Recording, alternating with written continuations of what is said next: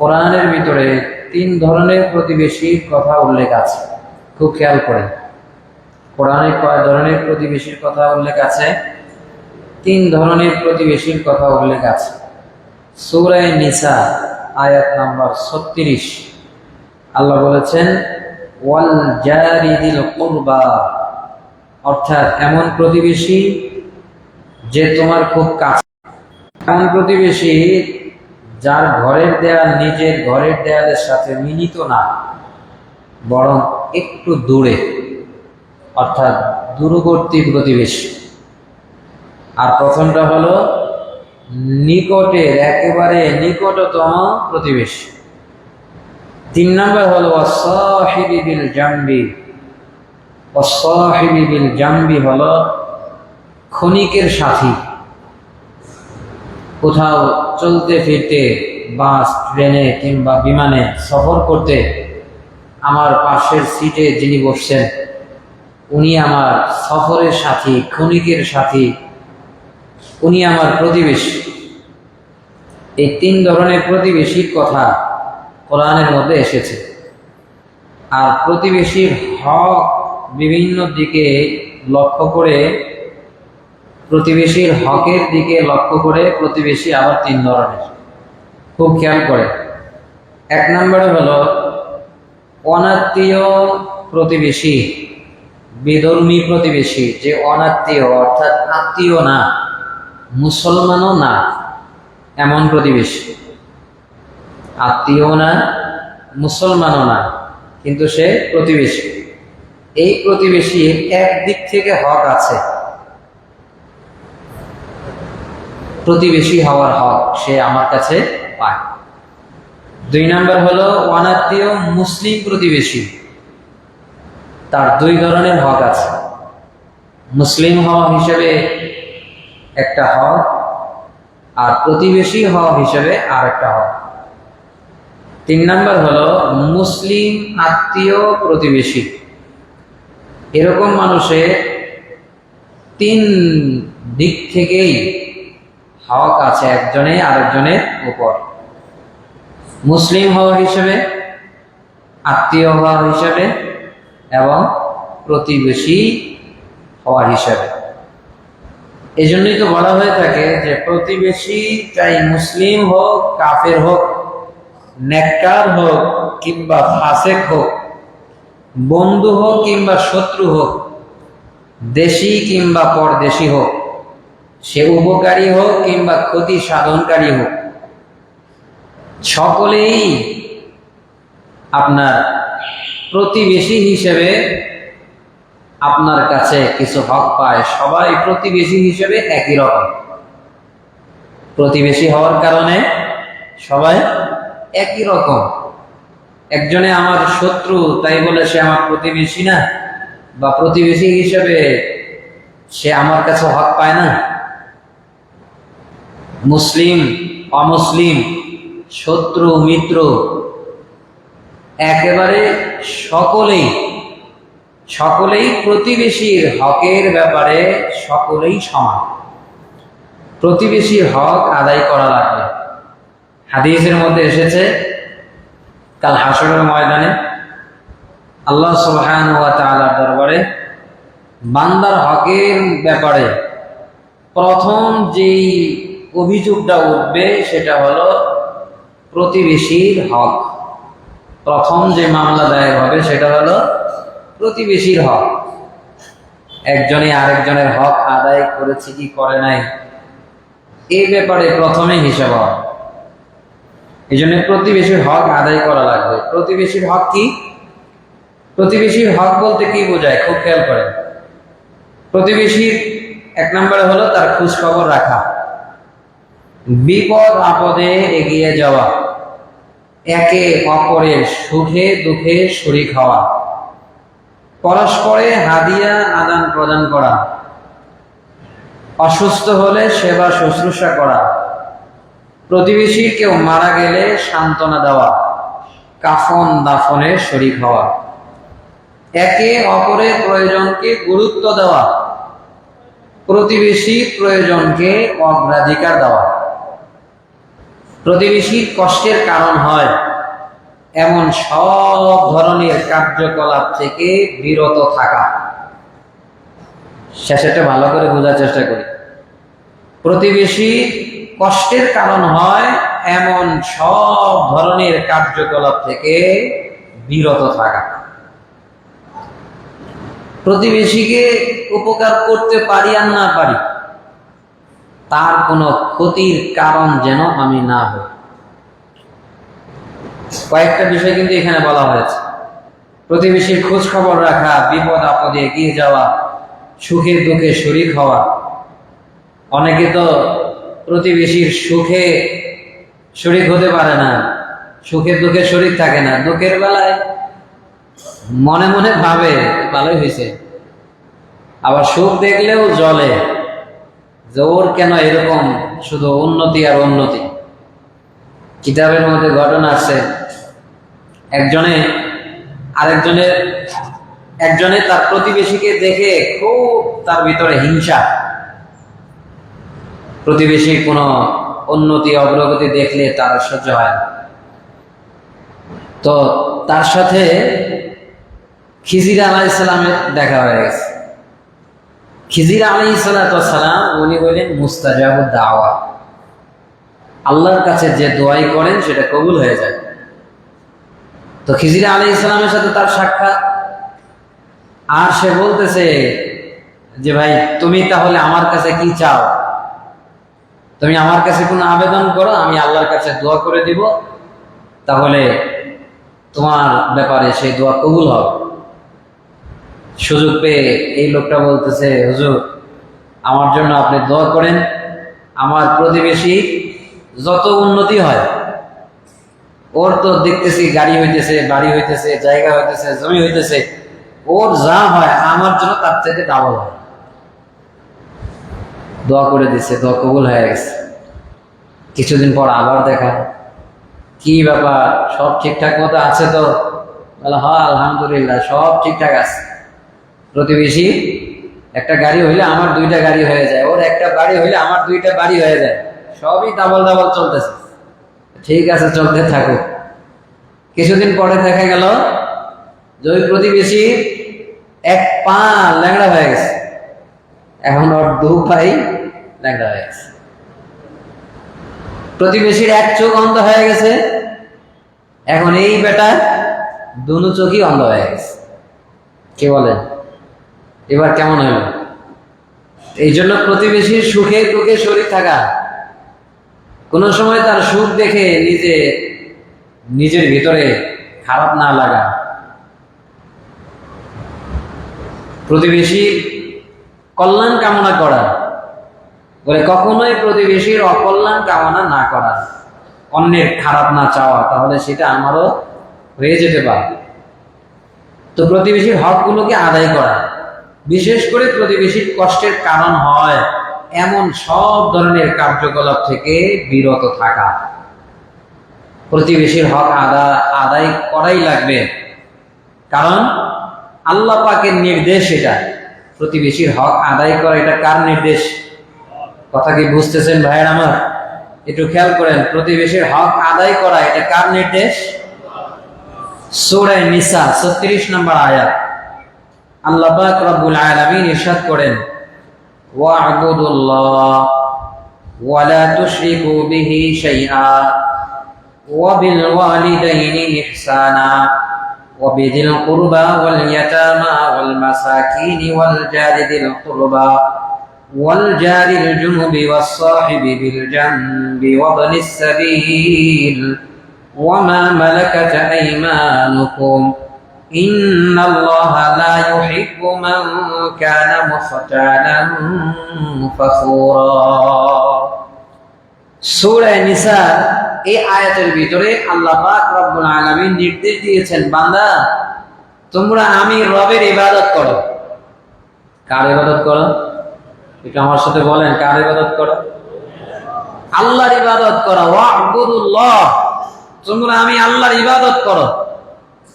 ওয়ালা তুশরিকু বিহি শাইআ, আমি আল্লাহর সাথে কাউকে শরীক করো না। আল্লাহর ইবাদত করা নির্দেশ দিয়েছেন আল্লাহ এই আয়াতে, এবং তার সাথে শরীক না করতে নির্দেশ দিয়েছেন। এত গুরুত্বপূর্ণ নির্দেশের সাথে আল্লাহ রাব্বুল আলামিন কিছু বান্দার হকের কথাও বলেছেন। এর মধ্যে বিশেষভাবে বলেছেন প্রতিবেশীর হক আদায়ের কথা।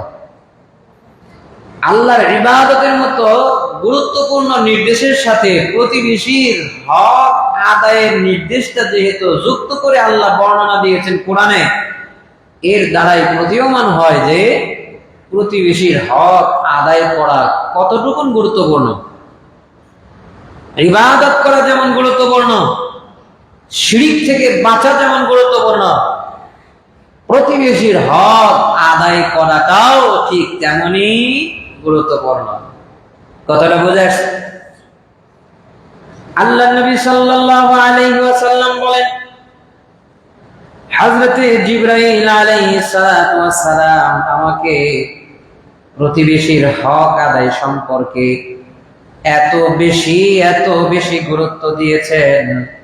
ইউসিনি জিবরাইল বিল জার হাত্তা যানানতু আন্নাহু সাইওয়ারিসুহু।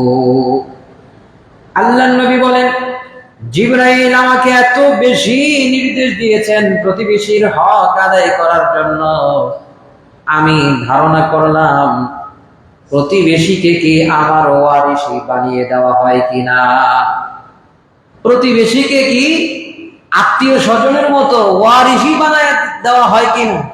আল্লাহ কি সেটাই নির্দেশ করেন কিনা যে মানুষ মারা গেলে তার সন্তান সন্ততি আত্মীয় স্বজনরা যেমন তার ওয়ারিসের ভাগী হয়, ওয়ারিসের হকদার হয়, প্রতিবেশীকেও এরকম একটা হক দেওয়া লাগে। চিন্তা করেন কি পরিমাণে তাহলে গুরুত্ব সহকারে প্রতিবেশীর হক আদায়ের ব্যাপারে নির্দেশ দেওয়া হয়েছে। এই জন্য প্রতিবেশীর হক আদায় করা দরকার আছে না নাই? একটু জোরে বলেন, দরকার আছে না নাই? আল্লাহ নবী সাল্লাল্লাহু আলাইহি ওয়াসাল্লাম তার প্রিয় সাহাবী হযরত আবু যর রাদিয়াল্লাহু তাআলা আনহুকে লক্ষ্য করে বলেন, হে আবু যর, তুমি প্রতিবেশীর হকের ব্যাপারে সতর্ক থাকবে। এমনকি তুমি যখন রান্না করবে, ভালো কোনো তরকারি যখন রান্না করবে, তখন তোমার তরকারির মধ্যে তুমি একটু ঝোল বাড়ায়া দিও, একটু ঝোল তুমি বাড়ায়া দিও, যেটা দ্বারা তোমার প্রতিবেশীকে তুমি হাদিয়া দিতে পারো, প্রতিবেশীকে তুমি দিতে পারো, প্রতিবেশীকে তার মধ্যে তুমি শরীক করতে পারো। চিন্তা করেন, তরকারি রান্না করে খাবেন আপনি, সেখানেও আল্লাহ নবী বলছেন যে ওখানে একটু ঝোল হলে বাড়ায়া দাও, যাতে করে প্রতিবেশীকে শরীক করতে পারো। অন্য হাদিসের ভিতরে আল্লাহ নবী বলেন, হযরত ইবনে আব্বাস রাদিয়াল্লাহু তাআলা আনহু থেকে বর্ণিত, আল্লাহ নবী বলেন, ওই ব্যক্তি মুমিন নয় যে পেট পড়ে খায় অথচ তার প্রতিবেশী না খেয়ে থাকে, তার পাশে প্রতিবেশী না খেয়ে থাকে আর সে পেট পড়ে খায়। আল্লাহ নবী বলেন সে মুমিনই নয়, সে মুমিনই নয়। আজকালকে আমাদের সবকিছুই আত্মকেন্দ্রিক হয়ে গেছে। প্রতিবেশী একজনে আরেকজনকে এই যে খানার মধ্যে শরীক করা, তার সুখে দুঃখে শরীক হওয়া, খোঁজ খবর নেওয়া, এটা কিছুদিন আগ পর্যন্ত খুব ভালো ছিল আমাদের সমাজে। বিশেষ করে যখন আমাদের সমাজের ঘর দুয়ার গুলো কাঁচা ছিল, কাঁচা ঘর ছিল, সারিবদ্ধ ভাবে বাড়ি ছিল আমাদের, একে অপরজনের সাথে সকাল হলেই দেখা হতো, সকালে বিকালে সবসময় দেখা হতো, একে অপরের খোঁজ খবর নেওয়া যেত। কিন্তু যেই মাত্র এখন বিল্ডিং হওয়া শুরু করেছে, একতলা দুতলা বহুতল ভবন শুরু হয়েছে, ফ্ল্যাট হয়ে গেছে, সবাই এখন এক ফ্ল্যাটের ভিতরে থাকে। পাশের ফ্ল্যাটে যে থাকে তার সাথেও এমনও হয় যে মাসে একবারও দেখা হয়, বছর 2 বছর 5 বছর পর্যন্ত একই বিল্ডিং এ একই পাশাপাশি ফ্ল্যাটে থাকে, এরপরেও পরিচয়টা পর্যন্ত হয় না ভালো করে। এরকম হয় কি হয় না?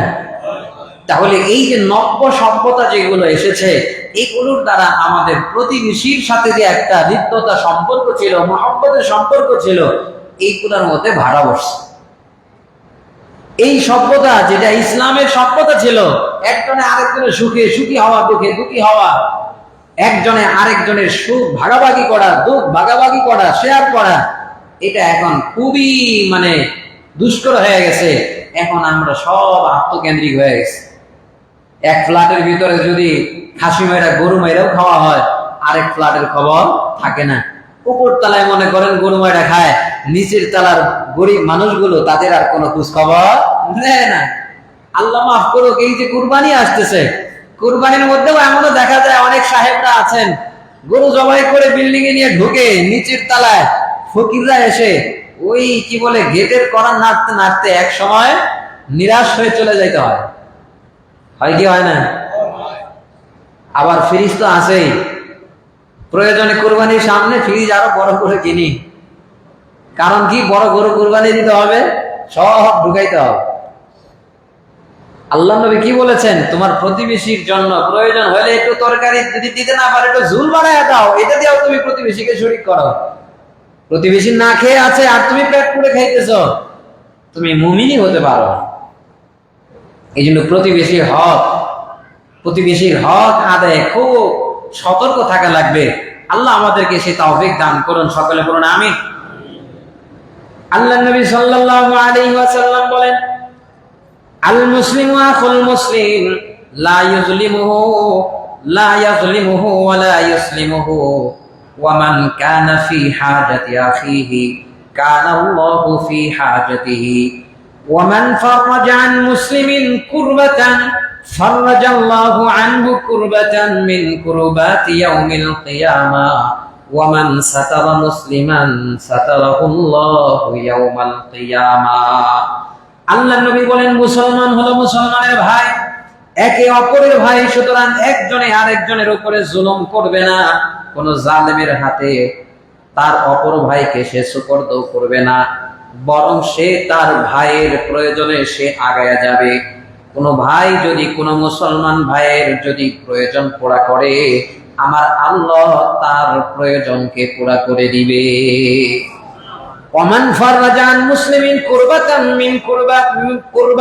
মিন কুরবাতি ইয়াউমিল কিয়ামাহ ওয়ামান ফাররাজান মুসলিমিন কুরবাতান, আল্লাহ নবী বলেন, একজনে যদি আরেকজনের কোন বিপদ, দুনিয়াবি কোন বিপদ মুসিবতকে উদ্ধার করে দেয়, ফাররাজাল্লাহু আনহু কুরবাতাম মিন কুরবাতি ইয়াউমিল কিয়ামাহ, তাহলে আমার আল্লাহ এই ব্যক্তিটার কিয়ামতের ময়দানে বহু মুসিবত থেকে তাকে উদ্ধার করে দিবে। ছোটখাটো একটা মুসিবত, প্রতিবেশীর একটা বিপদে আপনি কাজে এসেছেন, আল্লাহ আপনার মহা বিপদ থেকে কাল হাসরের ময়দানে বাঁচায় দিবে। আপনি একটা বিপদে তার কাজে লেগেছেন, আপনি একটা বিপদ তার থেকে দূর করেছেন, একটা মুসিবত দূর করেছেন, একটা প্রয়োজন পুরো করে দিয়েছেন। আল্লাহ নবী বলেন, আল্লাহ পাক কাল হাসরের ময়দানে আপনার অসংখ্য অগণিত মুসিবতকে আল্লাহ দূর করে দেবে। সুবহানাল্লাহ। ওয়ামান সাতারা মুসলিমান সাতারাহুল্লাহু ইয়াউমাল কিয়ামাহ, কেউ যদি মুসলমানের দোষকে গোপন করে, বিশেষ করে প্রতিবেশীর দোষকে গোপন করা, এটা প্রতিবেশীর একটা হক। আপনি প্রতিবেশীর হককে গোপন করলেন, প্রতিবেশীর দোষকে আপনি গোপন করলেন, এটা প্রতিবেশীর হক।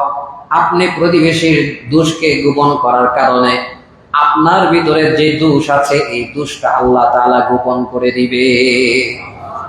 আমরা তো পারি শুধু প্রতিবেশীর দোষকে একেবারে প্রকাশ করে দেওয়ার চেষ্টা করি, তাকে লজ্জিত করার চেষ্টা করি, তাকে সমাজের ভিতরে হেয় করার চেষ্টা করি। অন্য হাদিসের ভিতরে আছে, একজন মুসলমান আরেকজন মুসলমানের দোষ ত্রুটি প্রকাশ করে দেয়, তাকে যদি হেয় প্রতিপন্ন করার চেষ্টায় থাকে, তাহলে আল্লাহ তাআলা এই ব্যক্তিটাকে, অর্থাৎ যে আরেকজনকে হেয় করার চেষ্টায় লিপ্ত আছে, আল্লাহ এই ব্যক্তিটাকে লাঞ্ছিত করে, লজ্জিত করে, তাকে সমাজের ভিতরে হেয় প্রতিপন্ন করে দেয়। নাউযুবিল্লাহি মিন যালিক। প্রতিবেশীর আরো অনেক কথা আছে, দেখেন সময় তো সংক্ষিপ্ত হয়ে গেল, আরো কিছু কথা না বললে এই বিষয় সম্পর্কে পরিপূর্ণ ধারণা আসবে না। আমি একটু সময় নেই আপনাদের কাছে। তো প্রতিবেশীকে এতক্ষণে কি পেলাম? প্রতিবেশীর কিছু হক আছে, সেগুলো আমাদেরকে কি করতে হবে? অবশ্যই আদায় করা লাগবে। এক কথায়, মুদ্রা কথায়, প্রতিবেশীর জন্য কল্যাণকামী হতে হবে, প্রতিবেশীর ভালো চাইতে হবে, প্রতিবেশীর খারাপ চাওয়া যাবে না। উল্টা যদি প্রতিবেশী কষ্ট দেয় তাহলেও সেটার উপরে সবর করা লাগবে। কারণ আমি মুসলমান, মুসলমানের চরিত্র কেমন? আল্লাহ নবী বলেন, আহসিন ইলা মান আসা ইলাইকা, তোমাকে যে কষ্ট দেয়, তোমার যে খারাপ আচরণ করে, তুমি তার জন্য তুমি আরো ভালো আচরণ করো। কোরআনের ভিতরে এসেছে, ওয়ালিমান সাবারা ওয়া গফারা ইন্না যালিকা লামিন আজমিল উমুর, প্রকৃতপক্ষে যে সবর করে, সবর অবলম্বন করে, ক্ষমা প্রদর্শন করে, আল্লাহ বলেন ইন্না যালিকা লামিন আজমিল উমুর, এটা বড় হিম্মতের কাজ, এটা বড় ভালো কাজ, এটা সবাই পারে না, তবে যারা ভালো তারাই পারে। কথা ঠিক কিনা? যাদের হিম্মত আছে তারাই পারে। প্রতিবেশী যদি কষ্ট দেয়, উল্টা তাকে কষ্ট দিব না, বরং সবর করব। কারণ সবর করলে আল্লাহ পছন্দ করবেন, আল্লাহ ভালোবাসবেন। আল্লাহ নবী বলেন, 3 শ্রেণীর মানুষকে আল্লাহ পছন্দ করেন। এর ভিতরে এক শ্রেণী হলো ওই ব্যক্তি যার একজন মন্দ প্রতিবেশী আছে, সে তাকে কষ্ট দেয়, তখন ওই ব্যক্তি সবর করে এবং আল্লাহর কাছে সওয়াবের আশা রাখে। এক পর্যায়ে ওই প্রতিবেশীর ইন্তেকাল বা চলে যাওয়ার মাধ্যমে আল্লাহ তাআলা তাকে মুক্তি দান করে। প্রতিবেশী যদি কষ্ট দেয়, তাহলে এই কষ্টের উপরে যারা সবর করে, আল্লাহ নবী বলেন তারা আল্লাহর পেয়ারা বান্দা হয়, আল্লাহর কাছে পছন্দের হয়, মহব্বতের হয়। তাহলে প্রতিবেশী কষ্ট দিলে সেটাকে সবর করার কথা আছে। উল্টা যদি আমি প্রতিবেশীকে কষ্ট দেই, তাহলে জাহান্নামে যাওয়া লাগবে। সাহাবায়ে কেরাম আল্লাহর নবী সাল্লাল্লাহু আলাইহি ওয়াসাল্লামের কাছে একবার একজন মহিলা সম্পর্কে কথা বললেন। قالوا يا رسول الله فلانة تصوم النهار, ইয়া রাসূলুল্লাহ, অমুক মহিলা ব্যক্তি সে সারাদিন রোজা রাখে এবং সারা রাত সে নফল নামাজ আদায় করে, কিন্তু ওয়াতুজি জিরানাহা, কিন্তু সে তার প্রতিবেশীকে কষ্ট দেয়। এই মহিলার ব্যাপারে আপনার মন্তব্য কি? আল্লাহর নবী বললেন, ক্বালা হিয়া ফিন্নার, এই মহিলা আল্লাহ জাহান্নামে যাবে। বলেন নাউযুবিল্লাহি মিন যালিক। এই জন্য প্রতিবেশীর কষ্টকে প্রয়োজনে সহ্য করব, সবর করব, কিন্তু প্রতিবেশীকে কষ্ট দিব না। আর প্রতিবেশীর খোঁজ খবর নিব, পারবো তো ইনশাআল্লাহ। দারুল উলুম দেওবন্দের প্রধান মুফতি ছিলেন মুফতি আজিজুর রহমান, অনেক বড় একজন মুফতি ছিলেন। সারা বিশ্ব থেকে ওনার কাছে ফতোয়া চাইতেন মানুষ, এবং ওনার লিখিত ফতোয়াগুলোকে একত্রিত করে ফতোয়ায়ে দারুল উলুম দেওবন্দ লেখা হয়েছে 10 খণ্ডে, আরো বেশি এখন বের হইতেই আছে।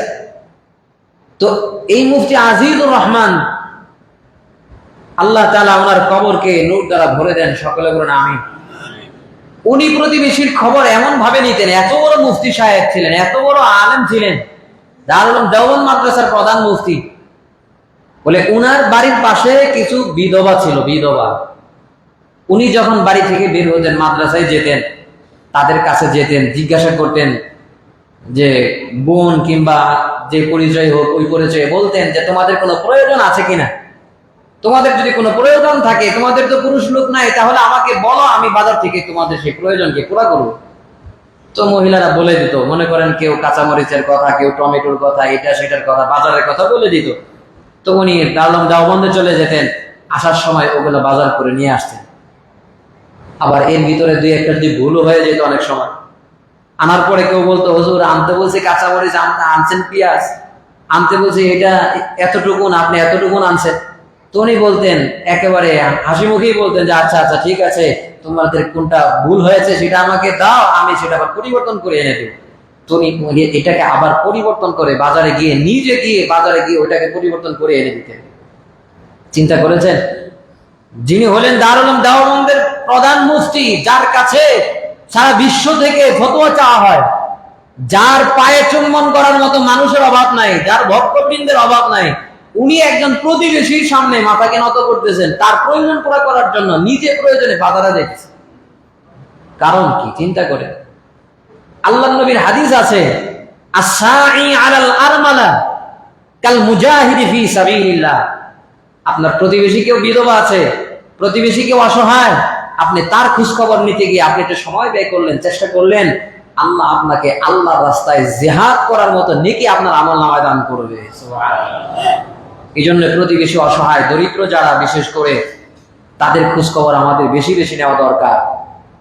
আল্লাহ তাআলা আমাদের সকলকে তৌফিক দান করুন। আল্লাহ নবী বলেছেন, তুমি প্রতিবেশীর খোঁজ খবর নাও, তাকে মুমিনা, তাহলে তুমি প্রকৃতপক্ষে মুমিন হতে পারো। আল্লাহ আমাদেরকে সত্যিকার অর্থে প্রতিবেশীর হক আদায়ের তৌফিক দান করুন, উত্তম প্রতিবেশী হওয়ার তৌফিক দান করুন, মন্দ প্রতিবেশী হওয়ার থেকে আমাদেরকে আল্লাহ হেফাজত করুন। সকলে বলুন আমিন। ওয়া আখিরু দাওয়ানা আলহামদুলিল্লাহি রাব্বিল আলামিন। একটু বসি হয়ে যান, একটু বসি।